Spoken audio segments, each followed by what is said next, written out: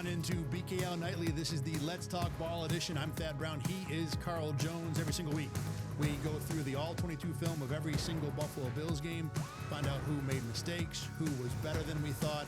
In this case, it might be a little more of the former because there were plenty of mistakes to find in this game. Carl Jones, let's start with the offense because I think that was the big story coming out of this game, how this offense scored only 13 points. And of the many things that we get into individually, for you, the conclusion that you came from is a much more holistic one about where the Bills' offense is. Yeah, so I want to take it back a little bit. When Joe Brady became aboard, and even prior to him becoming OC, the Bills were ahead of the curve on where the NFL was going. The NFL, on defense, you're going to get light bodies out there to help defend the pass game. Well, the Bills said, let's get bigger. Let's get another tight end on the field, drafting Dalton Kincaid so we can be bigger. And so we're able to dictate the game on our terms. And they were right. They were ahead of the curve on that. There are a bunch of teams now who are rolling out 12, 13 personnel, 21, 22. And the Los Angeles Rams do it at a high rate. The Detroit Lions, the Philadelphia Eagles, the Kansas City Chiefs. All of the good offenses are able to roll big body groups out there and play out of that. The issue is that the Buffalo Bills don't have a pivot. They went so deep and so extreme in that direction that they don't really have a plan B to their plan A. When I think about the Rams, who I just mentioned, they have Puka Nacua and Devontae Adams to go to when it doesn't work. When I think about the Detroit Lions, they have Amon-Ra St. Brown and Jameson Williams. And I can go down the Kansas City Chiefs. They roll out Noah Gray and Travis Kelce all the time, right? They have Rashee Rice. So, they're able to pivot when their plan A isn't working. And even with the Keon Coleman selection, he's another big body, right, to help out with the run game and help out with maybe some of the crossing routes and things of that nature. And they don't really have a pivot when you take away the run game and some of the play action stuff. So I think holistically their plan was sound. They just went far too extreme in trying to execute it. The team I thought of is the Eagles, one of the best big body teams in the league, and they have A.J. Brown and Devonta Smith on the outside. And I think there's a world where you can imagine Keon Coleman being an A.J. Brown type player. He just hasn't been good enough to do that right now. I want to get into the quarterback here because I think this is a becoming a part of the problem, and not necessarily Josh Allen is the problem, but to me, the problem is, and I'm kind of close to what you're saying here. It's kind of the Venn diagram. We've got parts of this that are going to cross over. But Josh Allen is very much a symptom of this problem right now. Look, in this game, you texted me yesterday. He didn't look good. He didn't look sure of himself. He didn't look like he was seeing the field well. I've got, multiple examples of plays where I think he could have gone to this receiver, that receiver, a third down play, a deep ball to Elijah Moore and a stop route in the fourth quarter. Things that you would think Josh Allen, throws that you think Josh Allen would make, all the way up to the interception to where I know he's getting pressure. He talked about was cover zero. There was room there for him to step into that throw. I don't know if he makes that throw anyway. I think he's really asking a lot of Terrell Shavers to make that throw. But the thing that I land on with Josh Allen right now is that when he drops back, there are so many times where he is obviously trying to make the Josh Allen miracle play. I'm going to roll out for 15 seconds, go to the sideline, throw the ball across my body. As you pointed out after the game, his time to throw was as long as it's ever been, since his rookie year, whatever it was. That's largely because he had 3 or 4, 10 or 15 second snaps in there that took the average and just ballooned it. Regardless, that is the offensive game plan right now. What I've seen in this game makes me think that Josh Allen might be better off not necessarily focusing on making the miracle play we know he can make, but take advantage of the miracle when the in-structure stuff does work, because it happened in this game. There were plays he left on the field that he could have made if he had sat in the pocket, if he had given it a chance. I know there's good reason for him not to, but by allowing the in-structure stuff to function, it takes some of the stress off him, some of the stress off the rest of this offense, and I would think maybe gets the receivers a little more, I don't know, motivated is the right word, but certainly in rhythm and functioning like a normal offense would be. And that's the battle that I'm sure he's fighting every single week. The stuff looks great on the whiteboard, and quite frankly, it looks good at times, decent at times, when Elijah Moore wins on, I believe, on a 10-yard out route to the field where he probably, I don't know his progression, but he could have let that rip and Elijah Moore would have caught it on the sideline. I know exactly what play you're talking about. That stop route Elijah Moore had when he was the receiver to the right of Josh Allen. And Josh Allen probably should have let that rip instead of checking it down. But then if you're Josh Allen, I don't want to speak for him, but there are times where it's I give chances for my guys to win, and they don't. So I'm sure he's battling that. Well, yeah, I want to trust them in certain situations, and then when I do, they don't pull through for me. I don't get paid $250 million to figure that out. But I do think that is something that I'm right with you with. He is not blameless in this discussion. He's not the lion's share of the blame, but I do think that he needs to play better and up his level of play as well. Well, like I said, Josh Allen is not the disease, but he is, the fingers that are sore. He is the ankle that isn't quite working as well as it used to. There are other problems that are causing this, but it's infecting the rest of the offense here too. Real quick, I do want to bring up the Dalton Kincaid injury because you and I have been kind of lukewarm on him in general in terms of his impact on the offense. The one thing I do want to say is in the second half of this game, when he went out of the game, it was noticeable when it was Dawson Knox and Jackson Hawes who were running all these routes, the drop in athleticism from Kincaid to those guys. Kincaid may not be dictating a lot of things, but his athleticism does open up stuff for the rest of this offense. Especially when they're in a trailing situation and they're forced to pass 70% of the game. And when you and I talk about that, we're talking about like neutral game scripts when they're tied, maybe in ahead, and he's not a player that's going to dictate the formations on the defensive side of the ball. But when you're in pure pass situations, he is their best pass catcher. It is much better for him to be out there on the field, and his absence was so obvious. I mean, the Dolphins, they played well. They played very well on Sunday. It was so apparent that Dawson Kincaid was going to be another mismatch for them. And once he left, it wasn't a mismatch no more. There were no mismatches left. That defense was able to handle whatever they wanted to do. And I think, you and I might have been a little surprised at how little man defense they played too. It was a lot of zone. They seem to, and this will be the overriding part of this discussion probably, is how well this team was prepared and coached up right from the first snap of the game. The Bills go with slants and stops across the board, and the Dolphins sit with 5 underneath zone defenders. It was like they were in Joe Brady's head right from the first snap of the game here. And let's talk about Joe Brady, because, one of the other problems for me in this game was that the creative stuff just didn't work. The 4th and 1 play action off of the quarterback sneak look. I've been talking, and we've been talking on this podcast for weeks about, look, you've been doing this sneak for years, have some stuff off of it. So I'm glad that they're attempting it.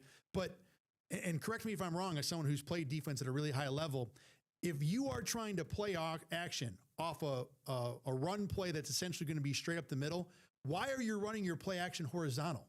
The defense you're sucking up is in the middle at you. You got to go over the top of that. You go to the outside, those corners and defensive backs, they don't care about what's going on in the sneak. That's not their play. So running play action out to that side, to me, makes no sense. And it wasn't the only example of that. There's another play. This is actually one that worked to Dalton Kincaid early in the game, where they're play actioning off of the counter run.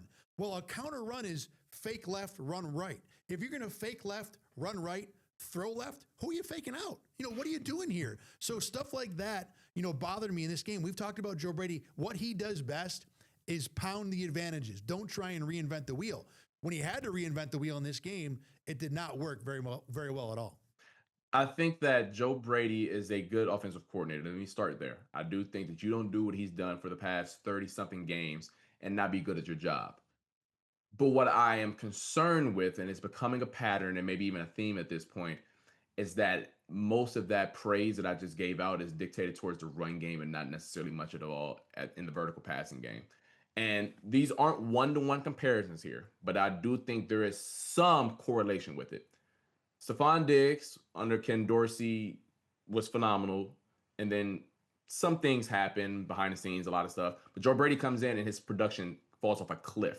You and I were sitting on this same podcast and we're saying, he don't look bad. It's just not working no more. I don't know what it is. You and I couldn't figure it out. He goes to Houston. He looks great. Tears his ACL. He's back. 9 months later, he's looking not great, but he's playing better now than what he did during Joe Brady's tenure. Matt Collins isn't a great receiver. He was okay last year in his role. He's about to surpass his yardage from last year through 10 games already in New England. I think about Curtis Samuel and Elijah Moore, and the selling point was they had Teddy Bridgewater and Jameis Winston and Joe Flacco and Deshaun Watson throwing them the football. They can't be any worse there than they are in Buffalo, and they haven't been. This isn't to say those guys will be Jamar Chase and Justin Jefferson and A.J. Brown, but I do think there is something to be said about those players in Orchard Park and their production falling off of a cliff. I don't know the schematics and why that's the case, but there is it has to be some correlation between X, Y, and Z and other places performing well, and when they come here, they're not. I guess I'm just trying to, rack my brain for an explanation to throw a dart on the wall. If you are everybody eats and not focused on maybe spotlighting a receiver's strength. And not to say that Joe Brady doesn't do that, but when your thought is, I'm going to run patterns and someone's going to be open and my quarterback's just going to find that guy, you're almost not building the offense to feature the receiver. You're building the offense to feature the quarterback, which with Josh Allen makes a lot of sense in theory, but maybe in practice it's not working out as well. All right, let's move on. You brought up the run game here for a minute, and I agree with you. Joe Brady, I think, has done a pretty good job in the run game. He's had concept after concept after concept, and they all work, in part because the O-line and the running back are very talented. But look, you've got to be able to engineer that, and he's been very successful. One of the big concerns for me in this game is that a lot of those concepts just got stoned. It wasn't that the offensive line played poorly. I found very few missed blocks. It was that the Dolphins knew where to be, knew how to defend it. I didn't think Joe Brady he didn't go deep into the bag in terms of the run game concepts, in part because the team was down 2 touchdowns like that, and you're not running the ball very much after that anyway. But what the Dolphins did in this game looked like a team that knew exactly the blueprint on how to stop what's been a very dangerous run game. Jordan Brooks playing well at linebacker is a part of it, but I don't want to say that this run game now has been, like I said, blueprinted, but the fact that if I had gone back and seen Deion Dawkins and David Edwards and Connor McGovern missing blocks, I'd say that never happens. The Bills will be fine. That's not the case. Miami just knew exactly how to stop this team. And you and I talked about this off air a little bit. We should have put a little bit more stock into Miami's performance against the Atlanta Falcons a few weeks back when they held Bijan Robinson to 25 yards on the ground. I think he went 9 for 25. Obviously, the run games aren't similar, so it's not going to be a one-to-one comparison. They're far more wide zone stuff. But this Miami front seven, at least, they've been able to be really stout against the run. So good for them for continuing that Sunday. It just would have been nice to have a pivot and say, okay, if you guys are going to put 8 in the box or sell out and gap out in the run game, that we can hit you over the top in the passing game. And they did it at times with Kincaid, but once he left, that wasn't the case. It's just very scary that if this team, in all of their losses, the run game wasn't clicking on all cylinders and they looked like they were eating nails trying to function on offense. And that's just the kindest way I can say it. We've been talking about that in this show pretty much since Sunday, that look, if you can't run against Miami, who came in 30th in the league against the run, how are you going to run on, for example, the Colts, Broncos, and Chiefs in 3 consecutive games in January? To be fair, and to your point, I've been also kicking myself since Sunday I even joked about, well, Miami's run defense has been better, but it's still giving up $110 a game. Maybe I should have taken better seriously, because now over the last 5 games, I think their average is down below 100. That'd be top half of the league, top 12 in the league. So the run defense for Miami in the last 5 games actually has been above average, including this Buffalo game. All right, let's go over to the defensive side of the ball here, and a number of places to start. I think missed tackles certainly was the theme coming out of this, but to you didn't feel like that was the whole story of what this defense was about against the Dolphins. I thought they played good. Whoa, a lot of y'all. I thought they played better than what their box score indicated. I know they gave up 30 points, but it was 16 midway through the fourth. Explosive runs are never great, so I'm not going to sit up here and try to throw some copium at that. But that is the facts. It was 16 points midway through the fourth quarter with an offense that was giving you nothing at all. Having said that, though, it is super discouraging when a 2-yard run turns into 7 turns into 12, and the Cam Lewis missed tackle, 0 turns into 59. That is super discouraging out there when you're out there on the football field, because if I can't put pads on thigh boards, put pads on stomach, put pads in your chest, and can't bring you to the ground consistently, that's demoralizing. So it kind of snowballs. It always works like that in football with some of the physicality stuff and some of the nasty. If you don't set the tone early, it's really hard to get it back, because another person across from you has like that edge over you mentally. So it snowballed and it hurt, but I'm not gonna ring the alarms again about like this Bills defense. I think that they can be a solid unit based off what I saw the 2 weeks prior. I'm with you on not necessarily this being a one-time thing, because tackling has been up and down all year long. There have been other games where tackling's been poor, but this also, I think, rings true with what the guys said afterward about how they felt the Dolphins wanted it more. They had a better attitude. You would think if you're not playing with the right energy, tackling is one of the first things that's going to go. And that was clearly something you saw on film over and over and, live during the game. To that point, not directly, because really it was everybody. Joey Bosa missed a bad one. He talked about Cam Lewis. The linebackers in this game, we've been talking about Terrell Bernard and Matt Milano a little bit here. They were nowhere in this game. They just were non-existent, non-impactful. Didn't want to say that they are also at fault for all these things. There's a lot of blame to go around for a lot of different misses. But for two guys that we began the season thinking that they were maybe not, like you say, S-tier players, but certainly way above average players, this has been multiple weeks now where we haven't seen enough out of those two players at that position. And this game, I don't want to say it was the most alarming, but it was certainly the game where I'm shaking my head the most about how little they affected the game from Buffalo's point of view. Yeah, two plays stick out.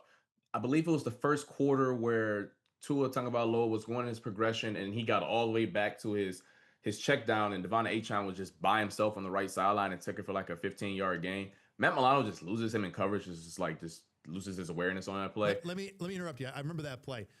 That was a weird coverage because Max and Trey White both had receivers on the outside and both chased them like they were in man, and everybody on the inside was in zone. And I don't know if is the linebacker supposed to get out to the flat there? It didn't seem to make sense for me where he was located to get him out that wide. He don't need to get to the flat. You just got to get to your curl flat. And he just went all the way to the middle of the field to take away that dig. You're right. He's not the flat defender. Devon Achane was going to catch that regardless.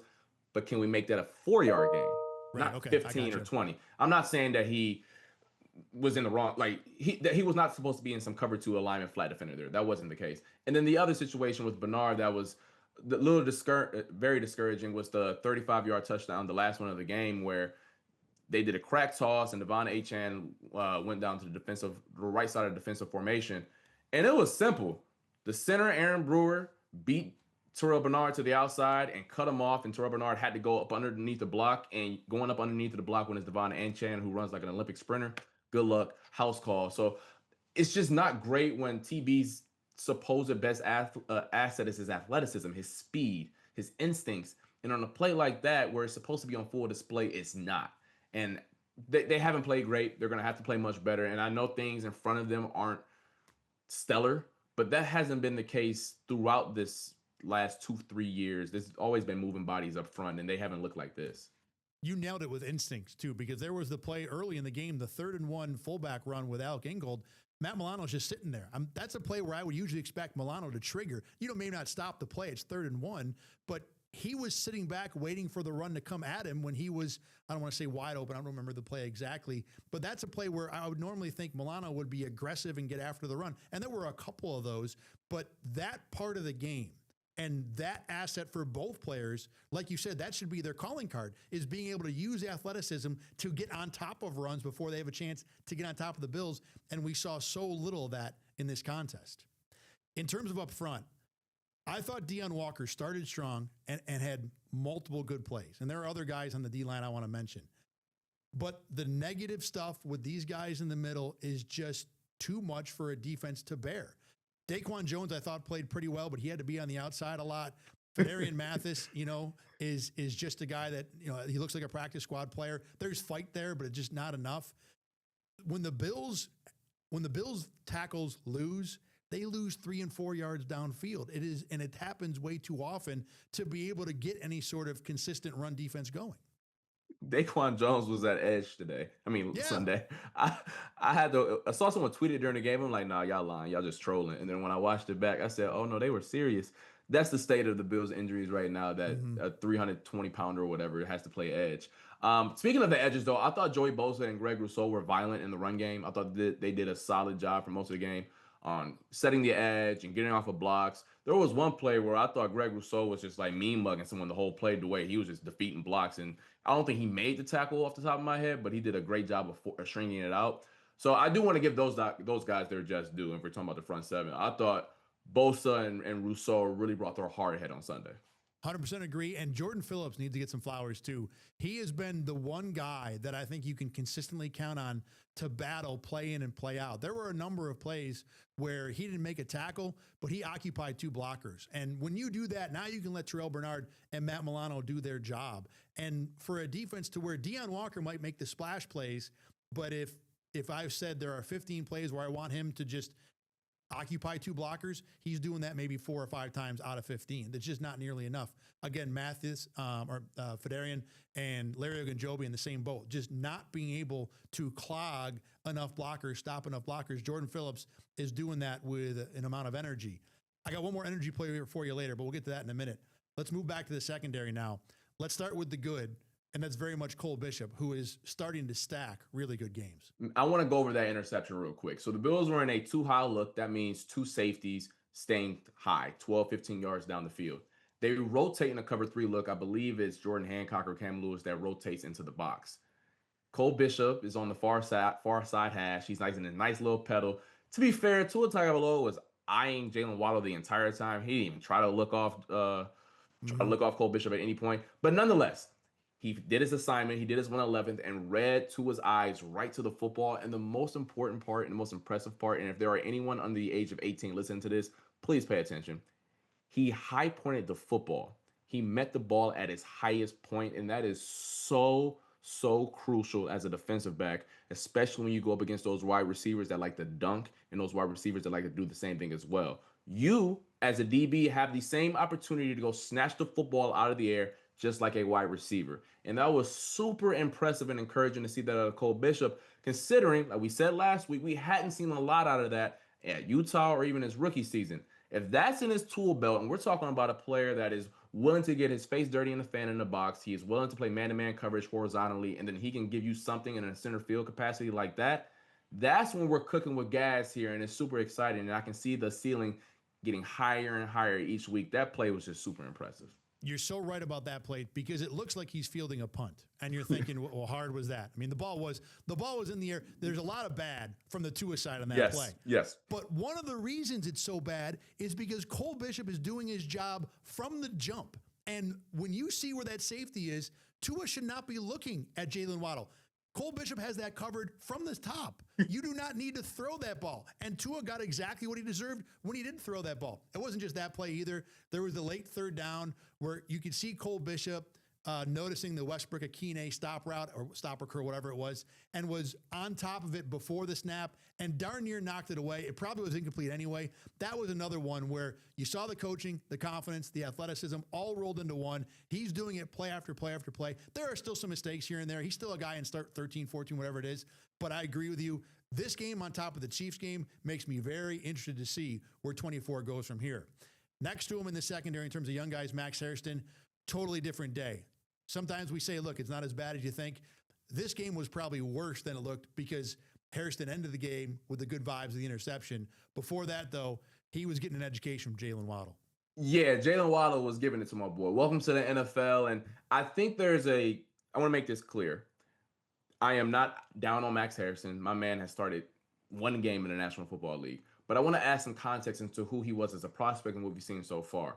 His athletic profile and his scouting report was Kentucky played a lot of zone. So he is comfortable with his eyes on the quarterback and feeling routes and things of that nature. But in terms of man-to-man stuff that we saw at St. John Fisher and even his Kentucky's tape, he's a little raw still. You got to figure that out. And it was so apparent on that touchdown that he gave up to Jalen Waddle. Listen, I understand you're fast and you want to stay in your back pedal and stay as square as long as you want. I get it because you think that you can jump on anything in front of you and that you can catch up to anyone. Jalen Waddle run 4.2 as well. That brother, he's an Olympic sprinter. He can run too. I need you to get out of your pedal and cross over and run because we can rally to a 15-yard comeback. If he beats you to the sideline and he cuts that off as a 15-yard stop, so be it. But you do not want to get beat over the top by Jalen Waddle because you are not catching him. He is not, no disrespect, he is not Keon Coleman. You're not going to catch that, brother. So that's just a nice learning lesson. You know, they always say, like they always tell you that stove is hot and you really don't know until you put your hand on the stove. Hopefully he found out, let me get out of that pedal. Let me turn and run a little bit because if I just try to stay square the entire time and try to break on everything in front of me and I got somebody that run a 4.2 across from me, that's what's going to happen. Far be it for me to dive too far into your bag and try and say that I know exactly what's going on in there. But the thing that stood out to me with the Hairston Waddle reps, the ones he lost big, because there's another one on I think it was a corner flag that he ran early in the game, second half, whatever, where when Hairston tries to engage physically in the middle of the route and stops the feet, that's when he's dead. That's when guys run past him and he can't catch up. That was the thing that stood out to me. Again, I'm not 100% sure of that. No, never stop your feet. Never stop your feet. You always keep them moving because guys are just too good and you don't have no strength when your feet are stopped. Keep them moving. Beyond that, one other guy I wanted to mention defensively was Javon Solomon, who I don't know if he has the physical profile to play edge all the time. And the Bills are using him a lot as a defensive tackle rusher because they're just frankly out of bodies. The energy that guy brings on a number of plays is going to keep him in the NFL for a while. He had a play where he came in on a rush. It was a screen to Devon Achane, and it might have hit.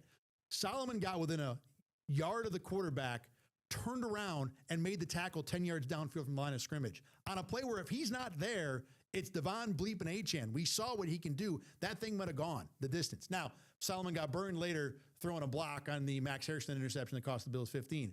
But I love the energy and wanted to mention it.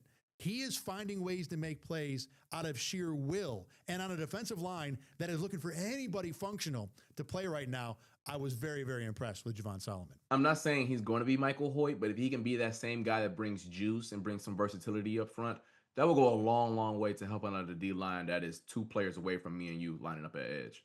My man is overflowing with juice right now. That will not be the problem. It'll be everything else after that.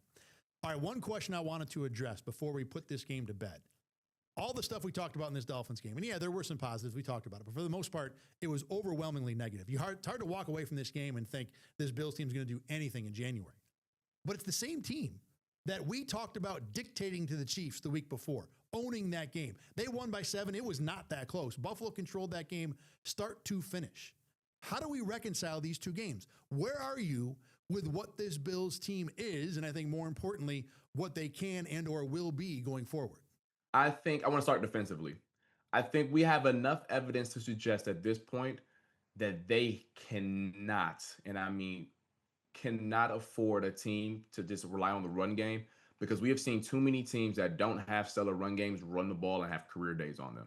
I know Bijan Robinson is great. He's going to be an all-pro. We can't let that happen. I know Derrick Henry is great. Derrick Henry hasn't done that all year besides against the Buffalo Bills. I know Devon Achane is fast. We can't let that happen either. And I think about what Alvin Kamara did, and I believe Keandre Miller in that week, and I think about some of the other weeks. I think that's the thing. So if they can find a way to either be hypnotic and confuse the Chiefs to throw the ball all game like they did 2 weeks ago, that's their best course of winning. Because I do think that they have sound plays and sound schemes defensively in terms of the passing game. I truly believe that. But I just don't think they have the bodies nor structure to slow teams down in terms of running the rock. Offensively, it's kind of the same thing. You just got to make sure that you pull over every playbook and everything that you can to make sure the running game stays on schedule, because I just don't know if you have the horses to consistently have a passing game that doesn't have guys that are threatening. Because once we get to the postseason, these are the best of the best. You're going to play every single secondary that has guys. I mean, I can't, unless the Bengals somehow sneak in, every single team that you're going to play has guys in the secondary. So they're just going to have to figure out more creative ways. And I know that's tough. There's only so many ways you can run the ball. That's where I land with them. I still think because of 17, you always have a puncher's chance of raising the trophy. But they've kind of made their bet in what type of team they are. So make sure you get out to a 10-0 lead in the first quarter. And I think that's where you can win deep into the season. Yeah, playing comfortable, I think, is a big part of this. 2 things for me. Number one, the Dolphins, I feel like as a team who see the Bills all the time, I think they had a game plan and had an ability with the experience against the Bills to just unlock how you stop that team. I think it was in large part 1 week, a team was up, they were out for bear, they had a great game plan. Sometimes, look, when coaches and coordinators game plan, sometimes you have a game plan that just has everything on the other side covered. And I think that's part of what happened with Miami. The thing for me with this is that I think this also shows how much of a talent drain the Bills have on both sides of the ball. Offensively, because of what they haven't done in terms of creating a receiver depth chart. Defensively, because of injuries. There is enough of a talent loss on this group that you can have this game in Miami. You can look that bad, which makes me concerned about whether or not the Bills have 3 games in them to get anywhere in January. But it doesn't necessarily mean that it's impossible, because we also saw what happened the week before against the Chiefs. All right, that's going to do it for us for this edition of Let's Talk Ball. Thanks very much for joining us. As always, you can check out this show on YouTube, on Spotify, on Apple Plus, and of course, Rochester First and WIVB Plus. We put it everywhere. You got to find a place where you can watch this show. For Carl Jones, I'm Thad Brown. We'll be back with you again next week talking Bills and Bucks. Thanks for watching, and we'll see you then.